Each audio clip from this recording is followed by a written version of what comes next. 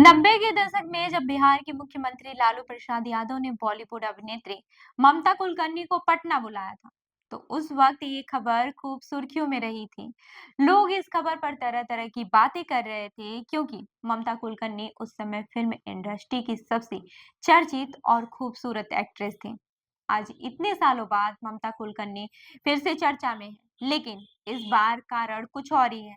हाल ही में उन्होंने किन्नर अखाड़े का महामंडलेश्वर बनाया गया था, लेकिन कुछ विवादों के बाद से उन्हें इस पद से हटा दिया गया है।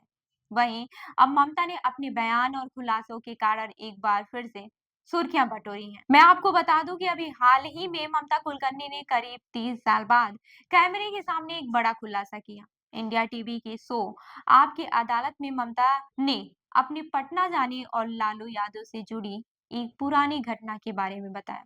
इस खुलासे ने न सिर्फ दर्शकों को हैरान किया है, बल्कि इसने उस समय की राजनीति और ममता के जीवन से जुड़े पहलुओं को भी उजागर किया है। ममता कुलकर्णी ने कहा, मुझे तो यह भी नहीं पता था कि लालू यादव कौन है। ममता ने अपनी बात की शुरुआत करते हुए कहा, बिहार में उनका शो था।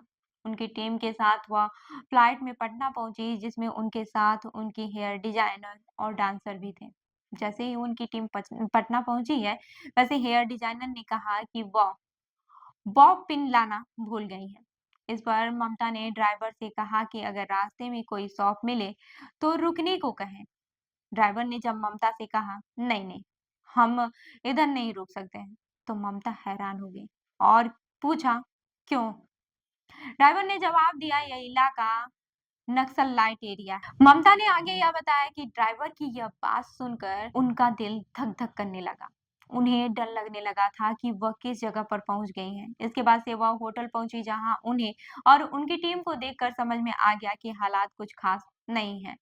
होटल के बाहर और अंदर जबरदस्त सुरक्षा थी। करीब 100 पुलिस वाले AK-47 लेकर होटल की दोनों साइड में खड़े थे। ममता कुलकर्णी ने बताया कि होटल के कमरे में जाने के बाद से उनकी टीम को देखे तो किसी को भी बैठने की जगह नहीं मिल रही थी।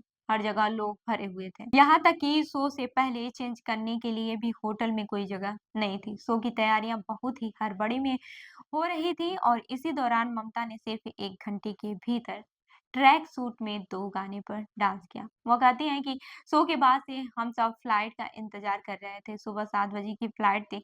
ममता ने बताया कि उस समय डांसरों में भी डर और घबराहट थी।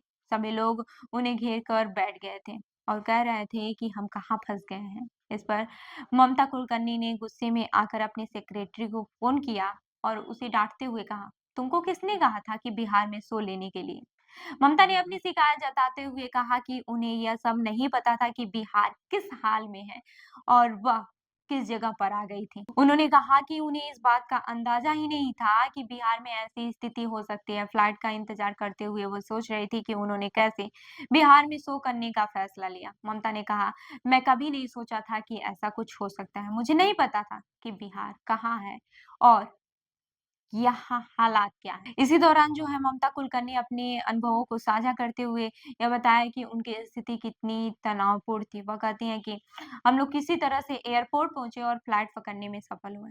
ममता के मुताबिक इस अनुभव ने उन्हें न सिर्फ बिहार की राजनीति और समाज के बारे में समझने का मौका दिया, बल्कि यह भी दिखाया कि उनका अपनी करियर के बारे में सोचने का तरीका कितना बदल गया था। वहीं ममता के इस बयान ने न केवल उन दिनों के घटनाक्रम को उजागर किया, बल्कि उनके जीवन में कुछ ऐसे पहलू को भी सामने लाया है जिसके बारे में लोग शायद नहीं जानते थे। ममता ने हाल ही में अपने किन्नर अखाड़े के महामंडलेश्वर बनने के बाद से भी कई विवादों का सामना किया था, लेकिन अब उनका कहना है कि लोग उनके बारे में बात कर रहे हैं और यह भी उन्हें लगता है कि यह समय उनकी फिर से चर्चा में आने का है। वहीं ममता कुलकर्णी के इस बयान से यह तो साबित होता है कि वह आज भी अपने पुराने दिनों और घटनाओं को लेकर काफी आत्म-विश्लेषण करती हैं। उनका यह बयान बिहार के राजनीतिक माहौल और उनकी अपनी यात्रा के बारे में कुछ नई बातें सामने लाता है, जो दर्शकों के लिए न केवल रोचक है, बल्कि समाज और राजनीति की समझ को भी चुनौती देता है। इन सब की बात से ममता कुलकर्णी का यह बयान यह दर्शाता है कि किस तरह से एक छोटी सी शो और कुछ पुराने फैसलों ने उनके जीवन की दिशा को बदल दिया। ममता कुलकर्णी ने जो कुछ कहा, जो कुछ आरोप लगाए या फिर जो कुछ हालात थे, आपको क्या लगता है? बिहार में वैसे दंगे-फ़साद तो होते रहते हैं, लेकिन ममता कुलकर्णी का जो आरोप है, जो बातें की हैं उन्होंने अपने शो में, जो अपने इंटरव्यू उन्होंने दिया है, तो इस पे आपका क्या कहना है? हमें कमेंट करके ज़रूर बताइएगा और ऐसी ही अन्य खबरों के लिए जुड़े रहिए हमारे साथ। देखते रहिए जनदर्पण न्यूज़। धन्यवाद।